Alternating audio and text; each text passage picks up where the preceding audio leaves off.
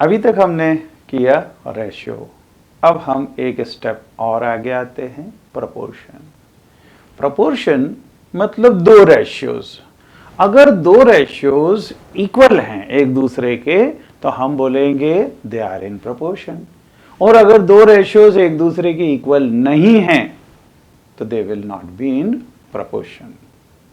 अब निश्चित रूप से दो रेशियोज हैं, if we take in general A ratio B and C ratio D. So 4 quantities are involved here, and if A ratio B is equal to C ratio D, then we will say A, B, C, D are in proportion. If A upon B is not equal to C upon D, then they will not be in proportion. So here, if two ratios are equal, we say that they are in proportion, and we use the symbol. This symbol is used for proportion, or otherwise two ratios are given, then we can put equal to sign also between these two.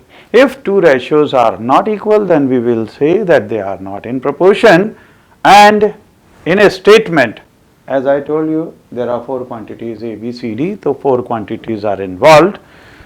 And these terms, if they are taken in the same order, then they will be called respective terms of the proportion. तो अगर दो ratios equal हैं तो first और fourth term these are known as extremes. जैसे अगर A ratio B and C ratio D, ये दो रेशियोज हैं, अगर दोनों इक्वल हैं तो हम इसको डिनोट कैसे करेंगे? This will imply A ratio B is proportional to C ratio D। अब यहां पे ये A और D, these are called extremes. These are called extremes.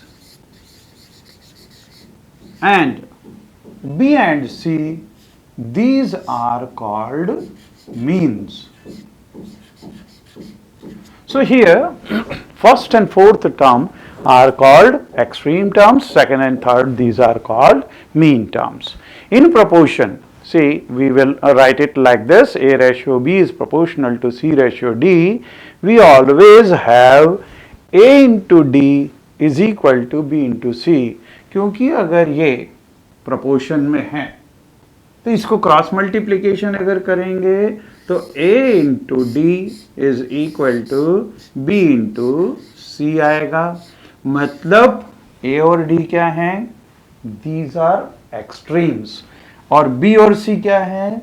These are means. So here product of extremes is equal to product of mean. So we will write product of extremes is equal to product of mean.